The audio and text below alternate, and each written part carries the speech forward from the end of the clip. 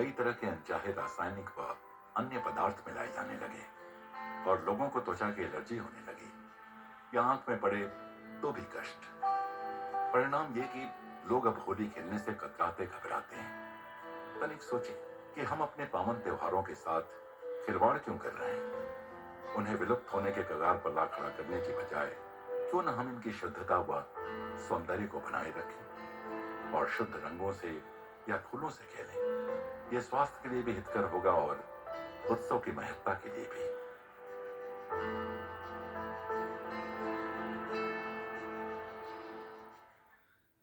प्रेम स्वरूपी, आत्म स्वरूपी आप सबको नमस्कार।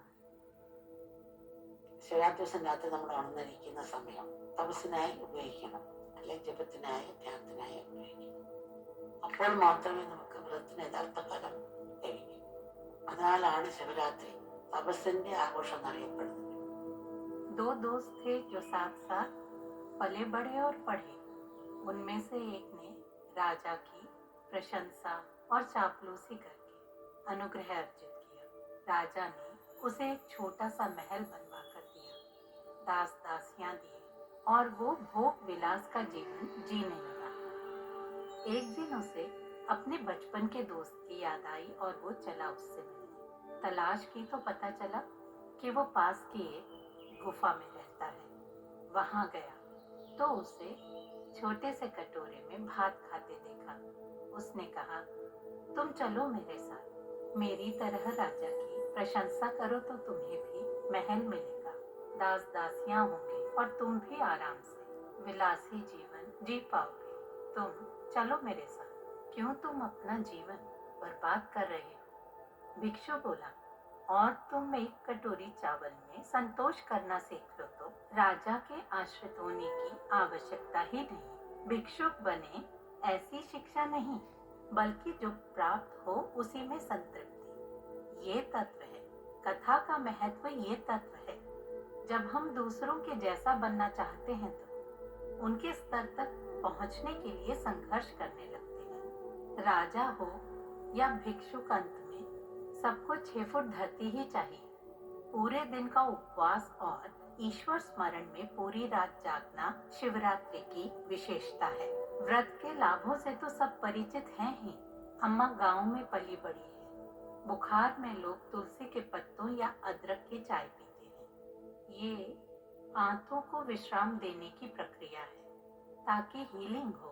बुखार शरीर की शुद्धि का हेतु है, तो ये शुद्धिकरण की प्रक्रिया हुई। पर लोग ऐसा करते नहीं। एंटीबायोटिक्स लेना पसंद करते हैं जिसके कई दुष्प्रभाव होते हैं। कभी कभार ले तो ठीक है, आदत पड़ जाए तो दूसरा कोई चारा नहीं। शरीर थक जाए तो सोकर विश्राम पाता है। उपवास हमारे भीतरी अवयवों को विश्राम देता है।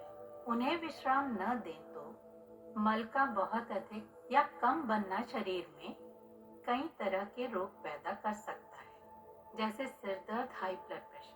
तो शिवरात्रि का व्रत और जागरण जैसे अनुष्ठान शरीर की सफाई की प्रक्रिया में सहायक सिद्ध होते हैं। रोग शमन एवं शारीरिक शुद्धिकरण में उपवास सहायक होते हैं। उपवास के समय प्राणों का ऊर्ध्वगमन होता है, जिससे मन भी एकाग्र हो जाता है, जो ध्यान में ही संभव है। रात्रि जागरण से क्या लाभ, ऐसी जिज्ञासा हो सकती है।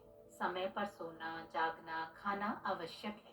कभी कभार जागरण तमोगुण कम करने और मन को स्वस्थ रखने में सहायक होता है।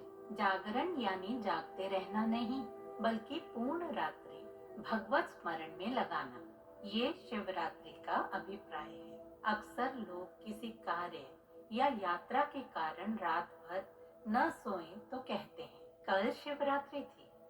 कई लोग कहते हैं रात भर जागने का नाम शिवरात्रि नहीं।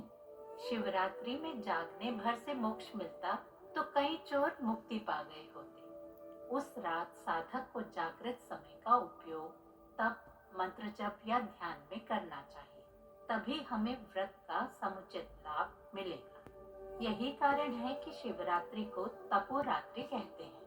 अहम रहित तप चित्त का शुद्धिकारक है। चित्त शुद्धि के बिना आध्यात्मिक प्रगति असंभव है। हमारे व्रत या जागरण से शिव जी को कोई प्राप्ति नहीं होती। इन अनुष्ठानों से कोई प्राप्ति होती है तो हमें धन को हमसे लाभ नहीं, हमें इसका लाभ है। जरूरत हमें है, भगवान को हम नहीं, हमें वो चाहिए। हमारे लिए ही आत्मशुद्धि और ईश कृपा के लिए ही ये सब व्रत अनुष्ठान बने हैं।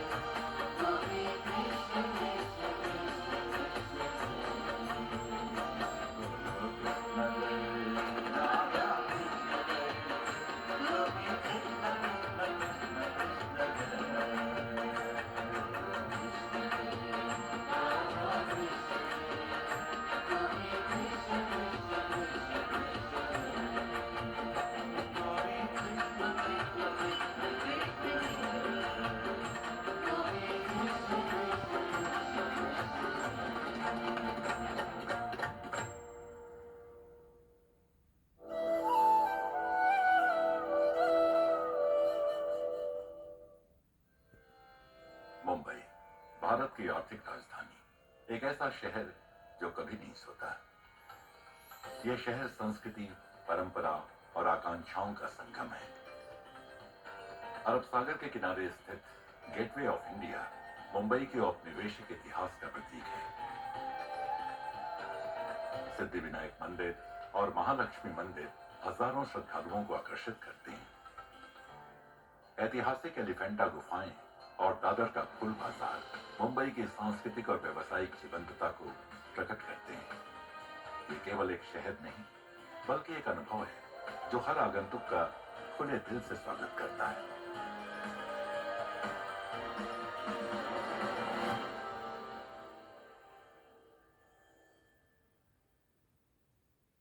अगली सुबह अम्मा मुंबई कार्यक्रम के लिए पधारी। अम्मा जब भी मुंबई आती हैं, अनेक सेलिब्रिटीज उनका आशीर्वाद लेने पहुंचते हैं, लेकिन अम्मा के सानिध्य में आकर सबसे बड़े सेलिब्रिटीज भी छोटे बच्चों की तरह हो जाते हैं।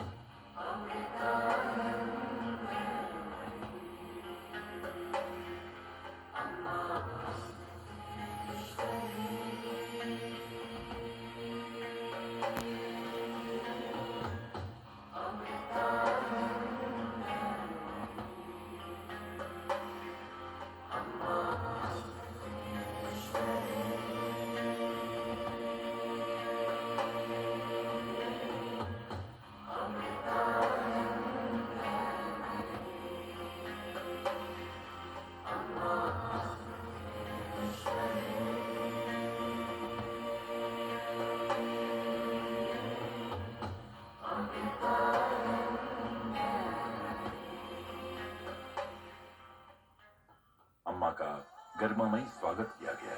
उनका अभिनंदन करने वालों में शामिल थे पेट्रॉन इंजीनियरिंग कंस्ट्रक्शन के संस्थापक श्री एन के नायक, प्रशांत ठाकुर विधायक नवी मुंबई, संतोष शेट्टी पनवेल नगर सेवक और विद्या बालन प्रसिद्ध फिल्म अभिनेत्री।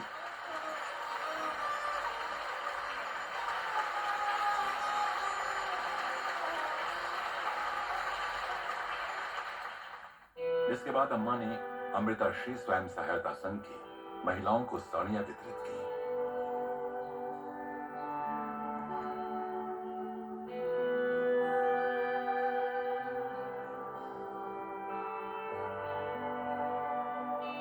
अभिनेत्री विद्या बालन ने अपने भावपूर्ण शब्दों में कहा, Because Amma is a feeling that cannot be expressed in words. मुझे नहीं पता कि मैं अम्मा के बारे में क्या कहूँ, क्योंकि अम्मा एक अनुभूति है जिसे शब्दों में व्यक्त नहीं किया जा सकता। मैं स्वयं को धन्य मानती हूँ कि मैं अम्मा के सानिध्य में हूँ, कि मुझे उनका आशीर्वाद प्राप्त हो रहा है। अम्मा ने हम सभी के जीवन को इतनी गहराई से छुआ है कि ये परिवर्तन स्थायी रूप से हमारे भीतर बस गया है। मुझे याद है जब मैं पहली बार अम्मा से मिली थी, तब मैं तीसरी कक्षा में थी। अम्मा चेंबूर में एक घर में आई थी और हम वहाँ गए थे। वहाँ मैंने देखा कि हर कोई अम्मा को गले लगाकर रो रहा था। मैं सोचने लगी, अम्मा सबको क्यों रुला देती हैं? लेकिन जब अम्मा ने मुझे गले लगाया और तब से लेकर आज तक हर बार जब मैं अम्मा के आलिंगन में होती हूँ, मुझे इसका कारण समझ आया। मुझे लगता है कि एक इंसान के रूप में हम सभी बस यही चाहते हैं कि हमें स्वीकार किया जाए, और अम्मा का आलिंगन हमें ये एहसास दिलाता है कि हम स्वीकृति के योग्य हैं, हम प्रेम के योग्य हैं।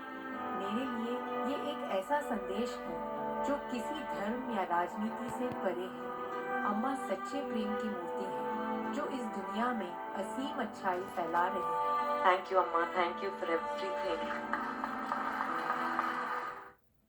इसके बाद अम्मा ने सभी को ध्यान सत्र का मार्गदर्शन दिया। अम्मा का मुख्य उद्देश्य अपने बच्चों को उनकी आत्मा की ओर वापस ले जाना है, उन्हें ईश्वर चेतना की ओर जागरूक करना है।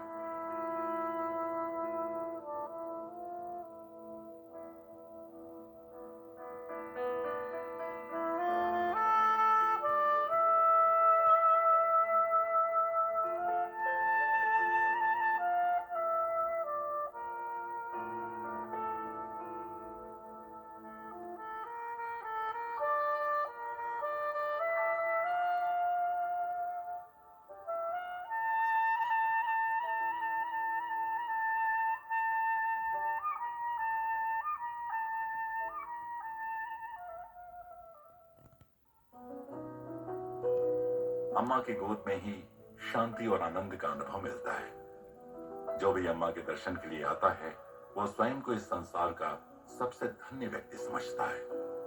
जब अम्मा घंटों घंटों तक लोगों के आंसू पोंछती हैं या उनके साथ हंसती हैं, तब उनके बच्चे ये समझ जाते हैं कि अम्मा उनसे इतना प्रेम करती हैं कि अपने स्वास्थ्य तक का बलिदान करने को तैयार है।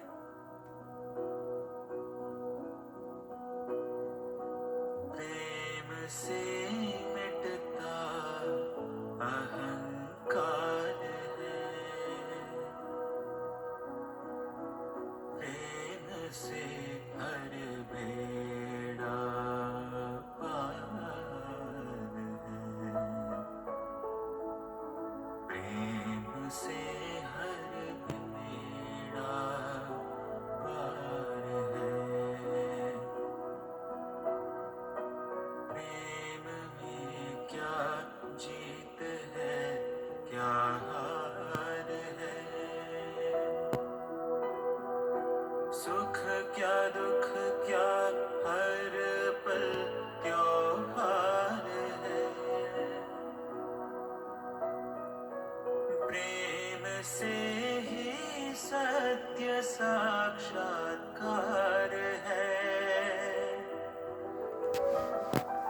प्रेम से मिटता अंधकार है,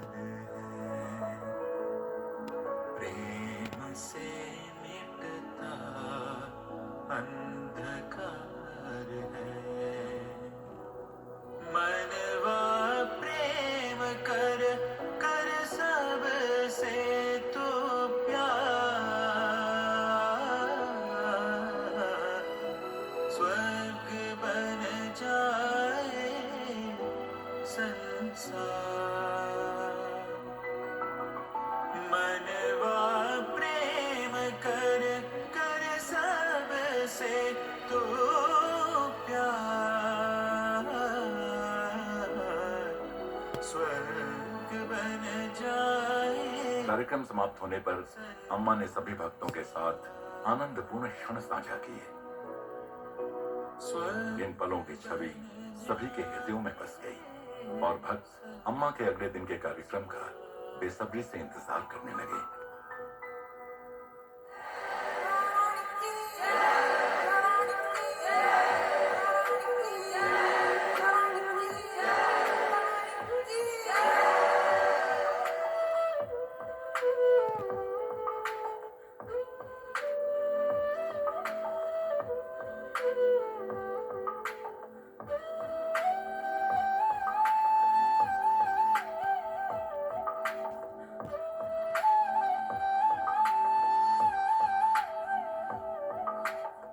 अगले एपिसोड में मुंबई कार्यक्रम का आखिरी दिन।